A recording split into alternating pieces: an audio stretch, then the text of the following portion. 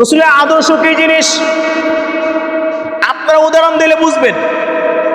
সামনেই তো মনে হয় আমাদের বিশ্বকাপ খেলা, একেবারে সামনেই বিশ্বকাপ খেলা।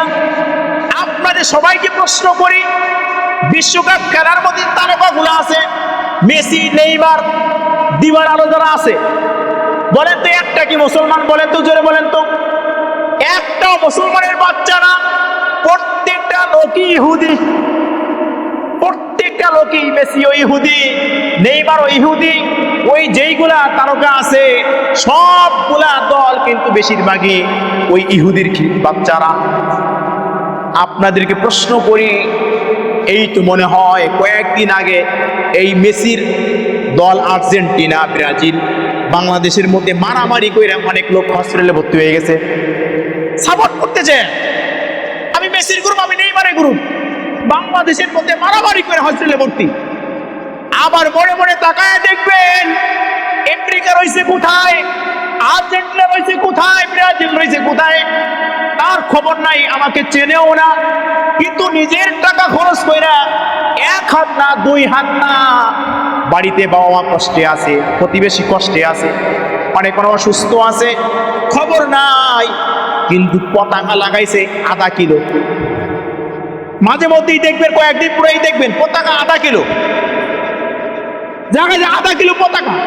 আপনাকে প্রশ্ন করি, আপনি যেই লোকটাকে মহাব্বত করলেন, ওই আর্জেন্টিনাকে মহাব্বত করে, আপনি কি জানেন না ওই মেসির টাকা দিয়া আমার ফিলিস্তিনের মা বোনদেরকে হত্যা করা হয়, ওই ইহুদির বাচ্চার টাকা দিয়া ইরানের মধ্যে হামলা করা হয়?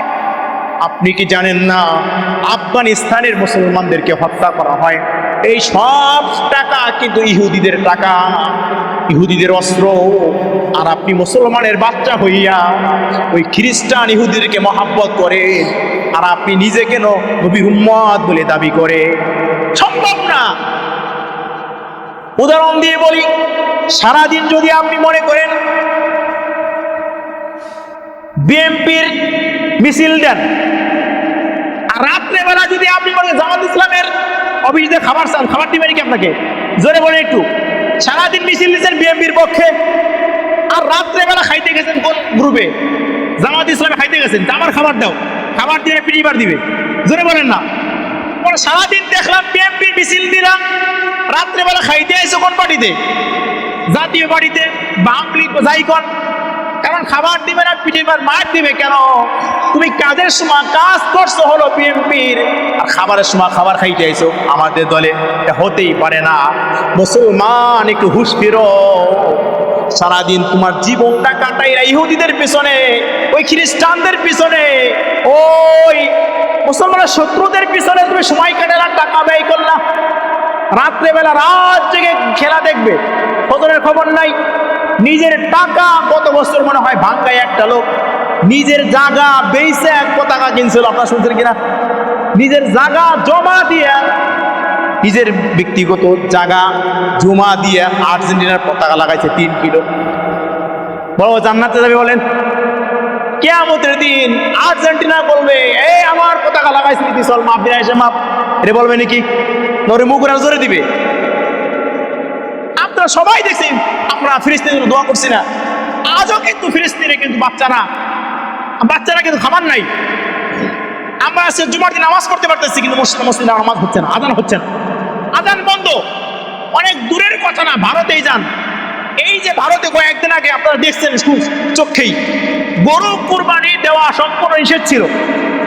এমনকি কোনো বাড়িতে যদি গরু গোশত পাওয়া গেছে তারা মারছে, গরু গোশত পাওয়া গেলেও মারছে। মসজিদগুলো ভেঙে ফেলছে। মসজিদের মধ্যে নিজেরা, মসজিদের মধ্যে এই মূর্তি ঢুকা নিজেরা পূজা করছে, নিজেরা। স্পষ্ট দেখাচ্ছে, স্পষ্ট। এটা অগজরে কিছু নাই। এরপরেও মুসলমান যদি ওই এদের গুলামি করে, এদের দাসত্ব করে, আর মুসলমান কি হুঁশ যদি না ফিরে, তাহলে কবে হুঁশ ফিরবে? বলেন, পৃথিবীর কোন কান্ট্রিতে আছে মুসলমানরা শান্তিতে আছে? বলেন তো আপনি, আওয়াজ দিয়ে বলেন। এমন কোন কান্ট্রি নাই, এমন কোন দেশ নাই যেখানে মুসলমান নিরাপদ। কোথাও নিরাপদ নাই। আর এই জন্য কিন্তু আমরা নিজেরাই দায়ী, ওই কাফেরদের দায়ী দিয়ে লাভ নাই, আমাদের নিজেরাই দায়ী। কেন? যে আমরা হলো মুসলমানের শত্রু। দরকার ছিল কি মুসলমানের শত্রু হবে কি কাফের, মুসলমানের শত্রু হবে ইহুদি খ্রিস্টান, কিন্তু আমরা নিজেরাই আরেকজনের বাস দেওয়ার চেষ্টা করি। সারা বিশ্বের মুসলমান কিন্তু এক না, এ ওরে দেখতে পারে না, ওরে দেখতে পারে না। এই যে ইরান যে প্রথম দিকে মার খাইলো বললাম আমি, দেখবেন সবগুলা আমেরিকার ঘাঁটিগুলো ছিল কোথায়? সৌদি আরবে, কুয়েতে, বাহরাইনে, মিশরে। মুসলমানের রাষ্ট্রে ঘাঁটি বানায়া মুসলমানকে মারে, মুসলমান কথা কয় না। মুসলমান কি কয় না? কথা বলে না। আমার বাড়ি এসে আমারই মারতেছে, আমার বাড়ি এসে কি আমারই মারে, আমি কি বলি না? কথা বলি না। এরকম যদি চলতে থাকে ভাই, সারা বিশ্বের মুসলমান, আমাদের প্রতিবেশী ভারত, এখানে মুসলমান কিনা নিরাপদ না। আমরাও যে নিরাপদ এটা কেমনে বলি? আমরাও নিরাপদ না। এই জন্য লম্বা কথা বলবো না। সামনে যে আমাদের খেলা আর্জেন্টিনা ব্রাজিল, যেই খেলা হোক না কেন, কোন মুসলমানের সন্তান এই মেসিকে ভালোবাসতে পারে না। সে ইহুদির বাচ্চা, সে মুসলমানের শত্রু, কোন মুসলমান এই ভালোবাসতে পারে না। তার কাটিমে চুল কাটতে পারে না। রসুলকে ভালোবাসো না, উসমানকে ভালোবাসো না, আলীকে ভালোবাসো না, আবু বকরকে ভালোবাসো না, ভালোবাসো নি এবার, তাহলে তোমার হাসো নাকি? রসুল সাল্লাল্লাহু বলেন যে তাকে ভালোবাসবে তার সাথে কিয়ামত হবে, হাসর নাজর হবে। তাহলে তুমি যাকে ভালোবাসবা হাসর তার সাথেই হবে। এই জন্য আমরা খুব সচেতন থাকি। এরা কিন্তু 2 টাকা ইনকাম করে আমাদেরকে বোম মারার জন্য রেডি করে, 2 টাকা ইনকাম করে কি আমাদের উপরে বোম মারার চেষ্টা করে। আমাদেরকে এরা ভালোবাসে না, মহব্বত করে না। এই জন্য যেন আমি না দেখি যে যুবকরা যারা আসো নেইমারের পতাকা, এই আর্জেন্টিনার পতাকা, ব্রাজিলের পতাকা বানায় তুমি নিজের টাকা নষ্ট করতেছো, এটা তোমার চালানোর কাজ আসবে না।